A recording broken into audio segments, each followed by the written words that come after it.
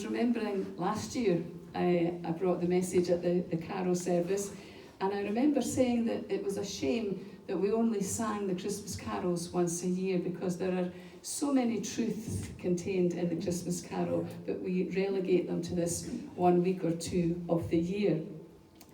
And a couple of weeks ago on a Sunday morning, I enjoyed Gordon's walk through the Christmas story, looking at the people for whom the birth of Jesus Christ was very important. So what I'm aiming to do tonight is take just a short walk through some of our Christmas carols to get maybe a better understanding of our Christmas story. But don't worry, I'm not going to go through them all. And I would like to say at this point that Google has helped me with a lot of the historical background. Seemingly there are nearly 10,000 songs about or for Christmas, and since the average song runs for about 3.5 minutes, you would have to sing Christmas carols 24/7 from the 1st of December to the 24th of December to get through them all. So much as I love Christmas carols, I'm not about to do that. I don't think I would be up for that. And like many traditions develop over time, don't they? And carols weren't originally just for Christmas, because the word carol originally meant dance. So it meant this song is meant to be danced to. So that's what a carol was. And the earliest carols were written and sung in Latin.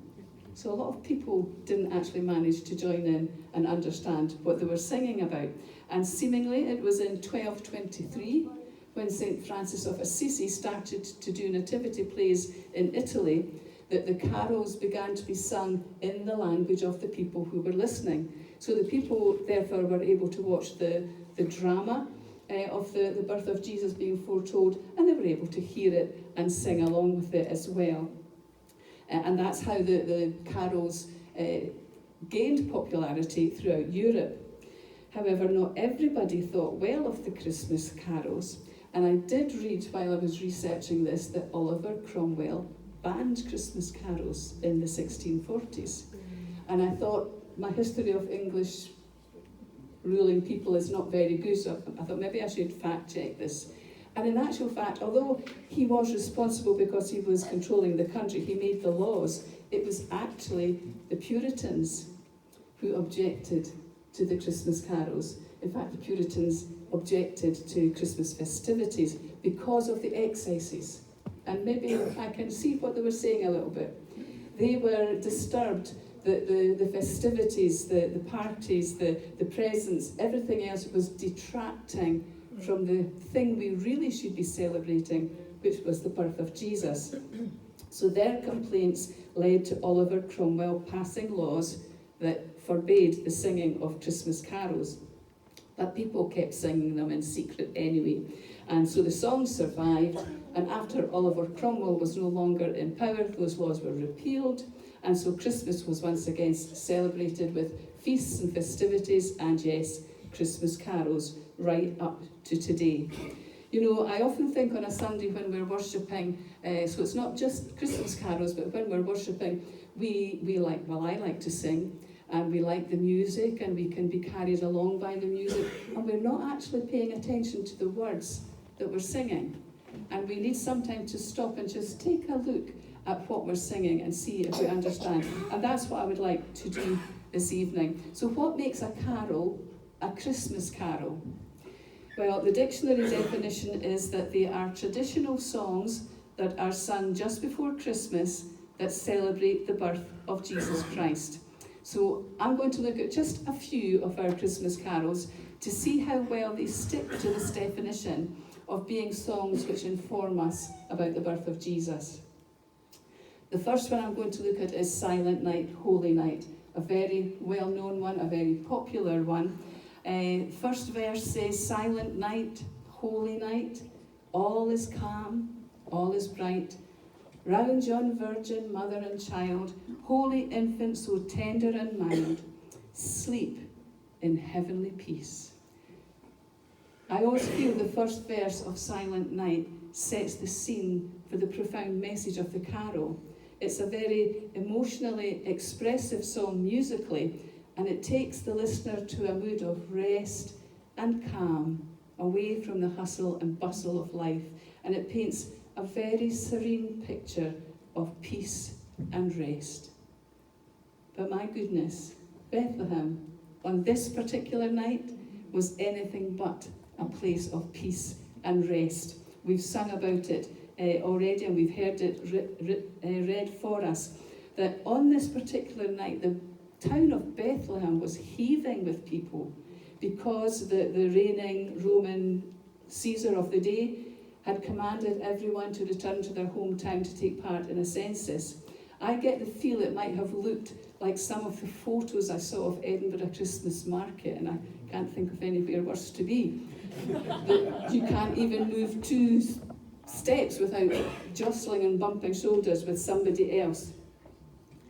Add to the mix of how many people there were, add to that mix the fact that you are exhausted from a long journey, never mind being pregnant and about to give birth, and you have no room reservations.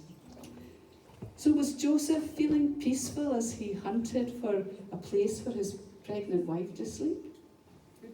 Was Mary feeling peaceful as she realised she was about to give birth, far from home and family, to deliver her first baby? I don't think so. For me, the term frazzled would fit in here much better than peaceful. So I'm not sure about the peaceful night. But the phrase holy night changes the scene altogether, because the phrase holy night brings with it a sense of awe and, yes, a sense of peace, a different kind of peace than what we mean when we think of rest and quiet. Because the word holy lifts the description of this night from the ordinary to the extraordinary.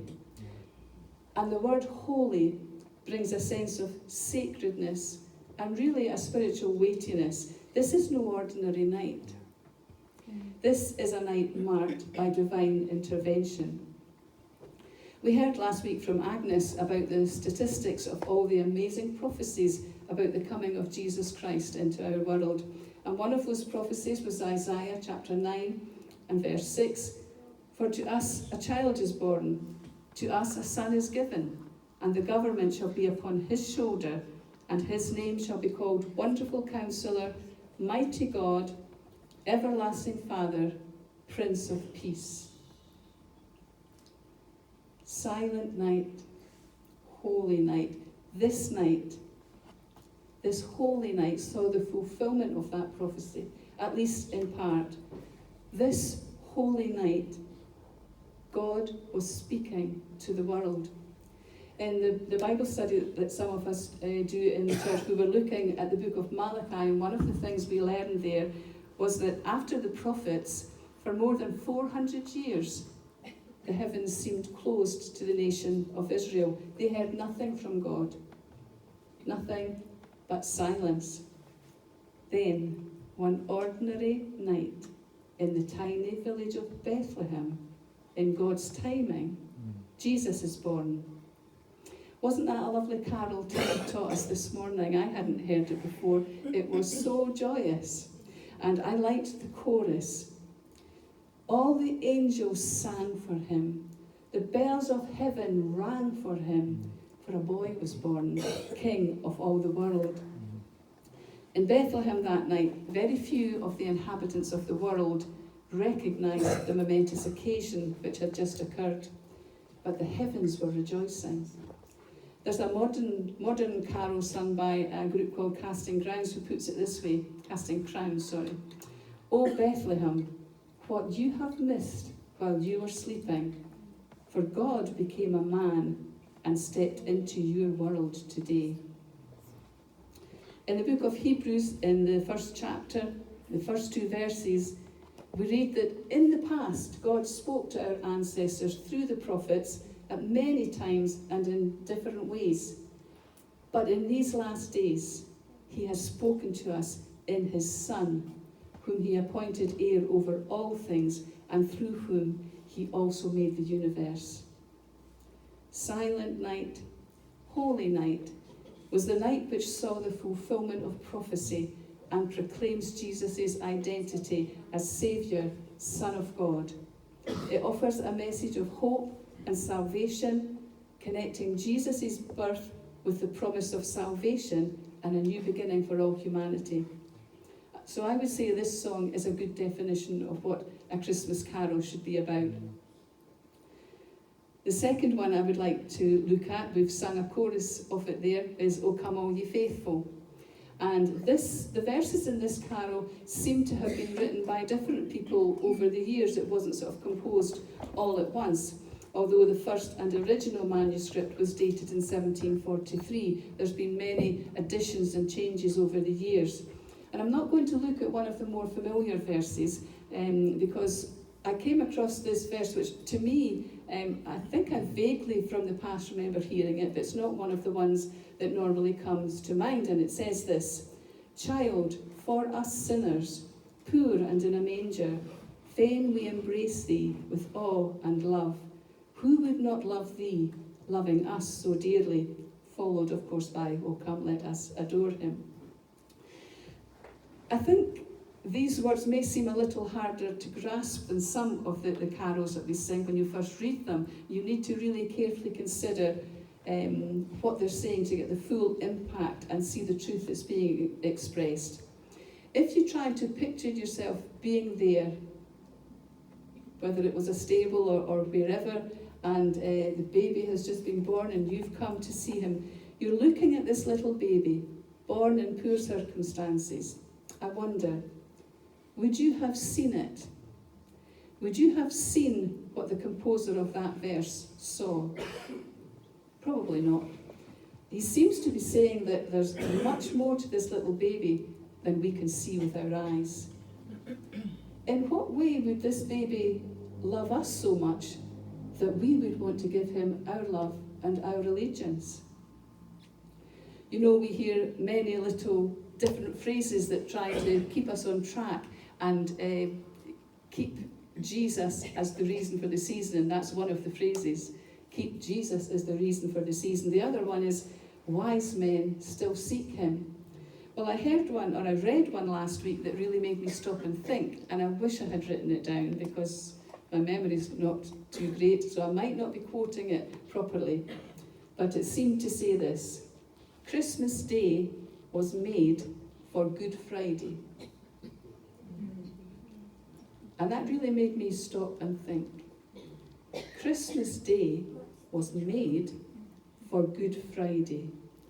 Good Friday, of course, being the day when Christ gave his life for the sin of the world, for my sin and for your sin. But I doubt if those around in Jesus' day, when he was born, would have this understanding. But the person who wrote that verse did have this understanding. The person who wrote that verse didn't just see the awesome wonder that we feel every time we see a newborn baby. It's awesome.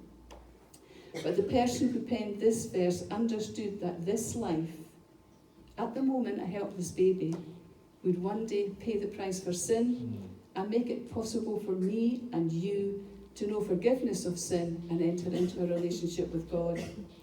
So the writer of this verse asks us, who would not love you, who has loved us so dearly? Sadly, many today don't see any further than the little baby in the manger.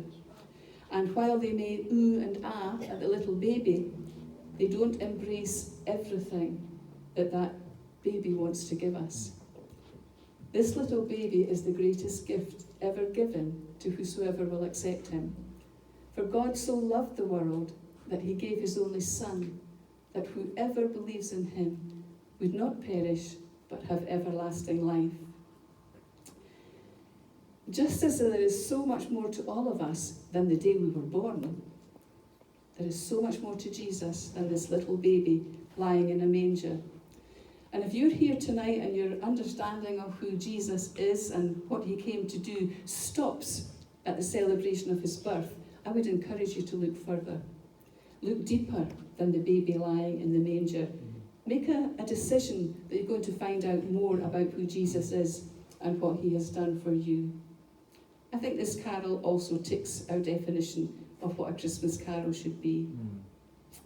Next one is Hark the Herald Angels Sing.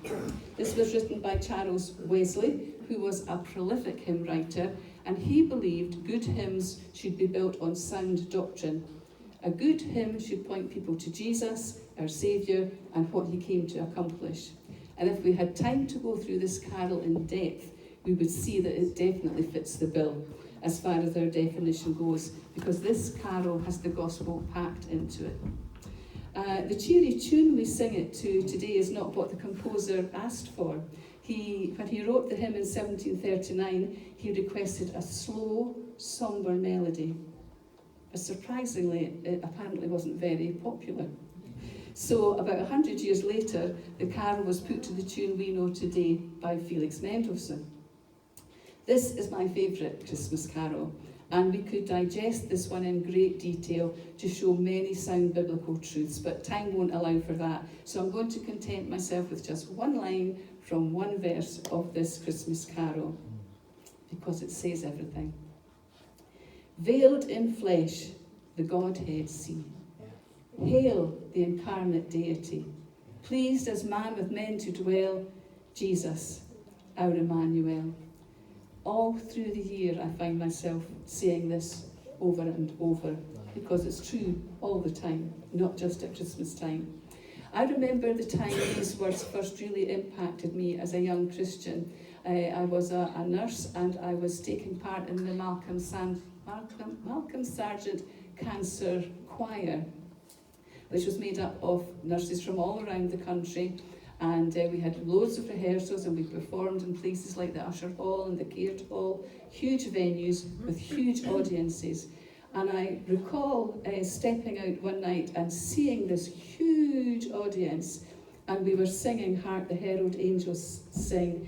And as we sang that line, I just found myself looking at all the people and saying, they don't know what they are singing. And I just thought, wouldn't it be wonderful if just like that, they all saw it? Didn't happen, of course, but I just thought that would be wonderful. Veiled in flesh, the Godhead see. Hail the incarnate deity. Veiled in flesh, the Godhead see. Give that a thought for a minute. When we unveil something, a statue or a portrait that has been done for some big reason, we remove the outer covering to reveal what is underneath, don't we? And we see the real thing. So what are we saying here? Now, I don't mean to sound flippant with my next comment, but I just want you to get the true understanding of this. When you unveil a banana, i.e. when you peel it, you're unveiling it, okay? What do you get? A banana. No surprises, exactly. It's not that when you unveil Jesus. Hebrews 1:3 tells us the Son, that is Jesus, is the radiance of God's glory. Let that sink in. Jesus is the radiance of God's glory, but not only that. The Bible tells us that Jesus is the exact representation of God's being. Veiled in flesh, the Godhead see.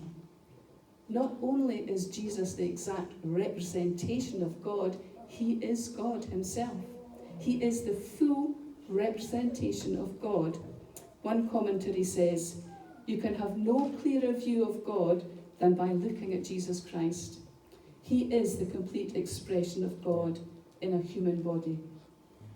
That's why this line of this carol thrills me so much and goes through my mind all through the year. I have one more carol, Joy to the World, which we started with this evening. This was first published in 1719, and we have Isaac Watts to thank for giving us the words to this carol. He was an English minister who actually griped and moaned about the lack of joy in his congregants when they were worshipping. And he complained to his father about this, and his father said, if you don't like what they're singing, do something about it. So he did, and he wrote Joy to the World.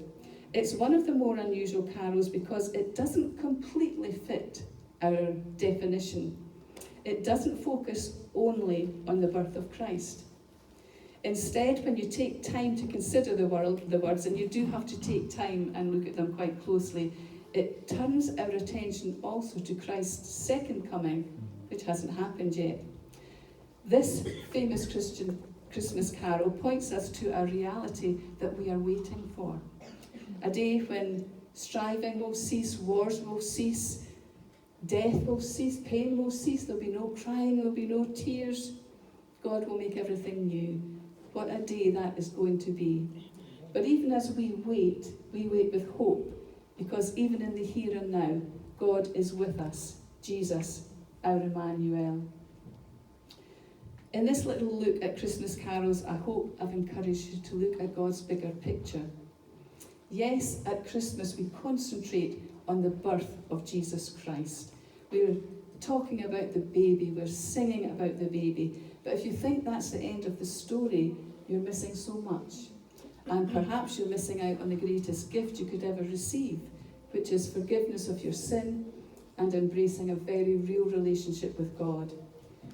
If your understanding of Christmas or your understanding of God stops at the baby in the manger, please know the birth of Jesus Christ was only setting the scene for the final stage of the salvation history. If you don't know Jesus in this way, and if you want to know more about Jesus and how his life, his death and his resurrection affects you, please feel free to ask anybody here. Don't go away wondering tonight. Anyone here would be delighted to help you. I'm going to hand back now to David, and nothing left for me to say except Merry Christmas to one and all.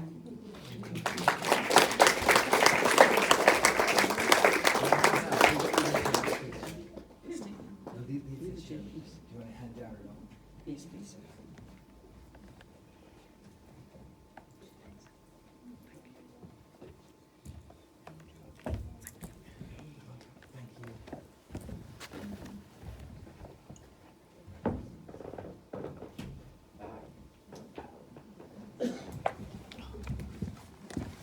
Sandra, thank you. That was really rich. There was so much for us to reflect on, and that we'll continue to be thinking over and also carrying in our hearts. And what I appreciate about that, among many things that you shared, is just how you spoke about how Jesus is that verse where the Godhead was veiled in flesh, because in our culture there's a popular idea that there's sort of the facts of the world over here, and then there's the sort of the beliefs of religion over here. But Jesus entered the facts of our world in flesh. He entered human history. He is somebody counted among the genealogy of the people of Israel. And in doing so, he brought the reality of the spiritual world into our physical world. And so when you consider Jesus, you're considering someone who came in history, but who brings the reality of God. And so all of reality, all of truth is brought together in this one person. And so if you are considering him and thinking about whether you would believe in him, understand that this isn't just something over here in your imagination, but this is the total of reality in one person. And he acts in history. He's acted in my life and in the lives of people in this room. And so you can trust in him. And I hope that you will. We're going to close with a song that we've just last been thinking about. Let's stand as we sing Hark the Herald Angels Sing.